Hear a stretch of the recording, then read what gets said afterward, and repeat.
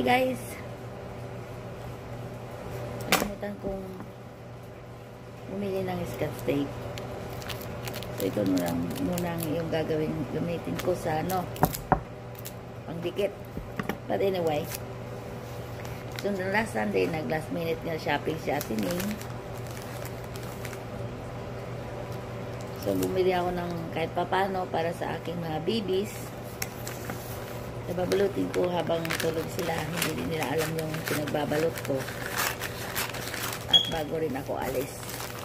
Naku guys, I'm getting big.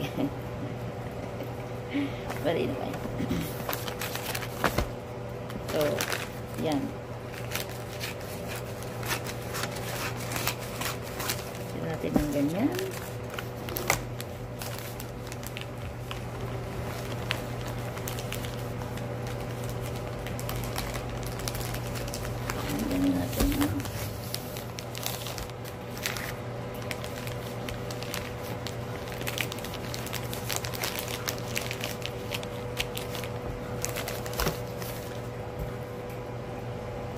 So usually, mga damit nila, kung anong gusto nilang damit. Ngayon, hindi na ako pinoproblema yon kasi sila na ang, punta sila ng mall, mamili. Minsan punta pa nga kami sa thrift store. Alam nyo yung thrift store? Diba? Yung ukay-ukay.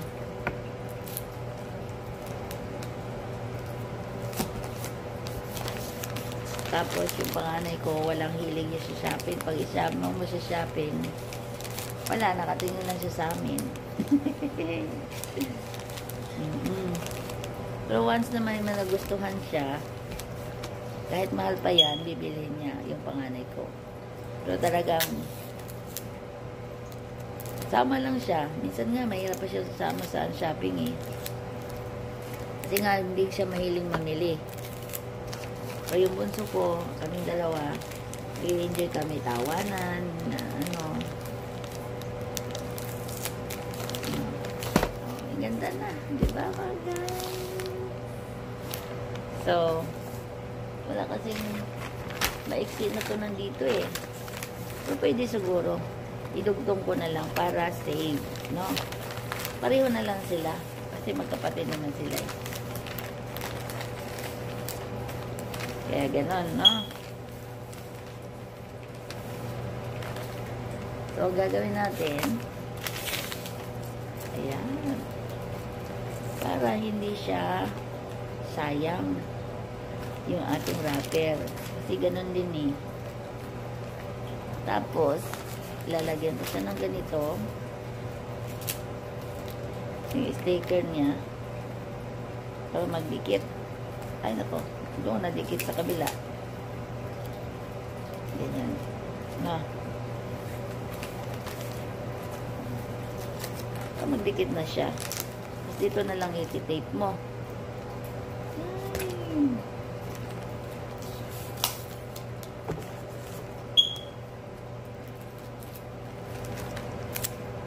At saka, sa Pasko naman, siyempre yung sino nagbigay sa kanila, yun ang bubuksan nila.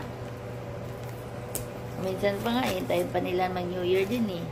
Oo, kasi para daw may bubuksan din sila sa New Year. Pero ang ginagawa namin, half sa Pasko, half sa New Year. Para, kasi libre din ng New Year na mayroon kahit papano, no? Kaya ganon.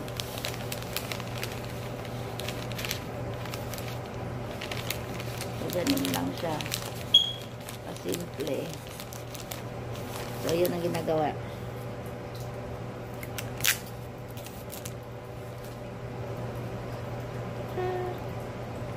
Anyway, guys.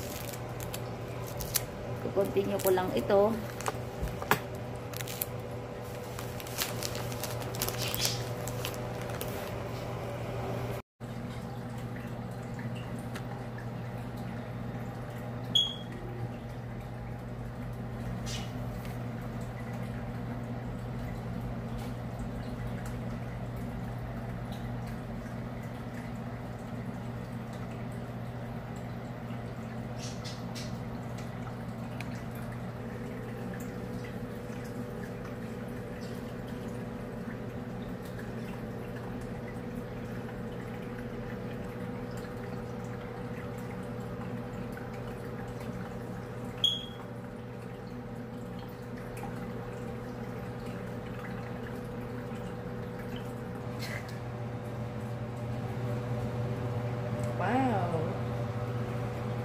that for?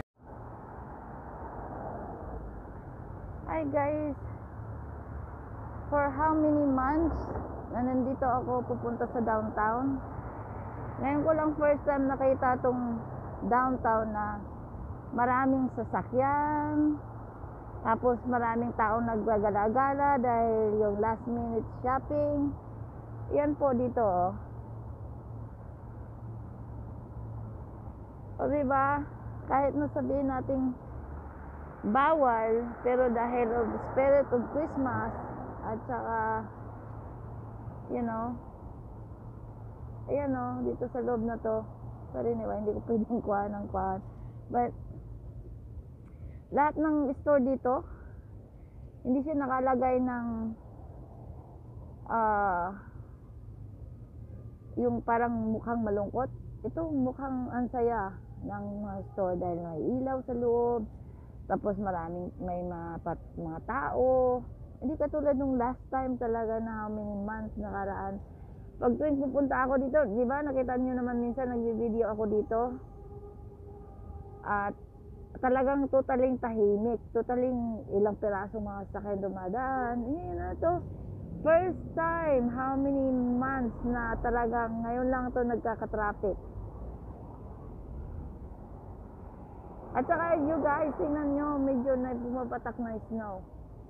Siguro ito yung sinasabi nilang white Christmas dito sa amin. Pero alam mo nyo guys, lamig na si Ate Ning.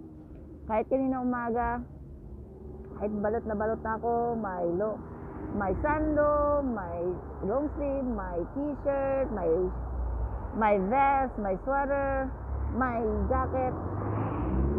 Ay, ang pakiramdam ko parang matatanggal yung aking daliri sa aking kamay.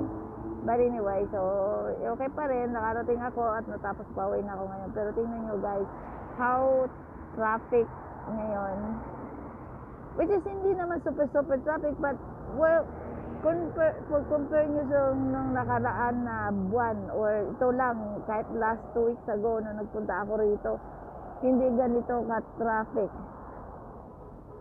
So at least itong mga ano din, mga shopping center ay marami ring tao sa loob, isipin nyo. But anyway, so yeah, dagdag lang ng ito sa aking mga pahula sa inyo. But anyway, yes. Alright, so ito yung mga decoration nila. Kahit na yun na nga, sa sitwasyon ay nag-decorate pa rin sila, which is happy pa rin ng Merry Christmas sa amin dito. Kahit yung iba hindi nagsiselebrate dahil siyempre kanya-kanya naman tayong way of celebrating sa mga ganyan. So yun, respeto pa rin nila nung iba.